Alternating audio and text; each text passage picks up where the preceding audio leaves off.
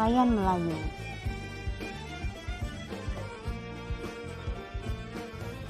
Berbagai macam warisan yang dipertinggalkan oleh datuk nenek moyang kita, diantaranya adalah pakaian. Dalam konsep Melayu, pakaian sebagai budaya yang kepadanya dilekatkan adab dan wajib dipenuhi. Maka, pakaian diatur sesuai dengan syarat dan syarak. Filosofis pakaian Melayu. Malu dan tahu diri. Kalau hendak melihat orang yang tahu diri, tengok kepada pakaian diri.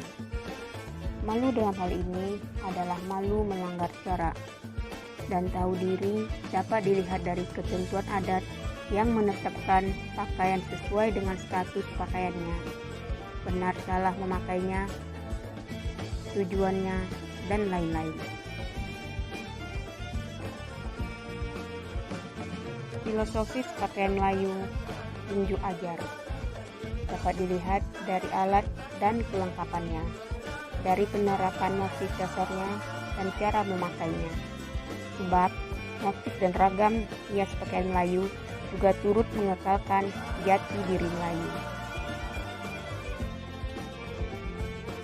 Filosofis pakaian Melayu menegakkan tuah, membangkitkan marwah. Amat banyak kita temui dalam alat dan perlengkapan pakaian adat Melayu. Orang tua-tua mengatakan kalau memakai pakaian adat, tua bangkit, marwah melekat. Filosofis pakaian Melayu menolak bala. Dengan menggunakan pakaian sesuai dengan syariat, maka orang Melayu terhindar dari dosa dan petaka dunia akhirat. Perlengkapan pakaian Melayu. Gestar adalah hiasan yang digunakan untuk menutup kepala, antara lain tanja, getam, tengkolok perempuan, semutar, dan justar. Syarat tanja: tapak, bengkung, simpul, karangan. Bengkung ialah yang digunakan untuk mengikat pinggang, berfungsi sama seperti ikat pinggang, terbuat dari kain ataupun besi tipis. Pending ialah pengancing tali pinggang atau kepala tali pinggang yang direka dan dihiasi indah dengan berbagai-bagai motif, berfungsi untuk menolak kiriman-kiriman ilmu yang tidak baik. Kain samping bagi sebagian besar orang mungkin hanyalah dianggap sebagai kain biasa yang dekat budaya Melayu. Kain samping bisa disebut sebagai elemen penting dalam busana Melayu yang memang cukup besar akar budayanya. Kain samping sebenarnya adalah pelengkap bagi keseluruhan busana Melayu.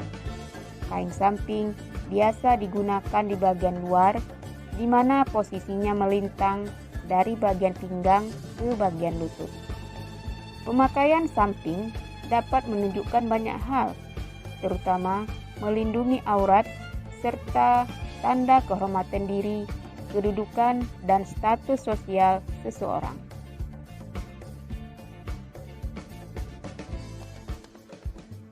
Kain samping atau samping khusus wanita.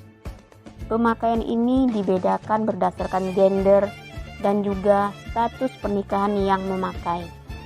Misalnya untuk wanita, mereka yang masih perawan harus memakai samping di bagian depan. Hal ini seperti penanda bahwa kain tersebut akan melindungi bagian vital yang dimiliki wanita. Untuk mereka yang sudah memiliki suami, pemakai samping berbeda, yaitu bagian muka di bagian belakang. Pengecualian bagi mereka yang menjadi istri seorang tokoh masyarakat, karena bagian muka kain samping harus diletakkan di bagian kanan, Untuk mereka yang sudah janda, bagian muka akan menghadap bagian kiri. Kain samping atau samping khusus pria. Untuk pria yang masih perjaka atau masih anak-anak, pemakaiannya harus di atas lutut dengan jarak sekitar 2 jari. Untuk mereka yang sudah beristri, hendaknya memakai kain samping hingga batas tempurung pada lutut, terkecuali bagi mereka yang memiliki kedudukan khusus dalam masyarakat. Hendaklah sampai di bawah lutut. Ada juga pemakaiannya yang mengacu seperti pada tata cara pemakaian untuk wanita, di bagian belakang, di samping kanan atau kiri. Pada beberapa kasus, ada pria yang sudah memiliki istri tapi memakai samping di atas lutut, layaknya seorang bujangan. Hal ini kabarnya bisa diartikan bahwa pria ini berencana untuk mencari istri lagi.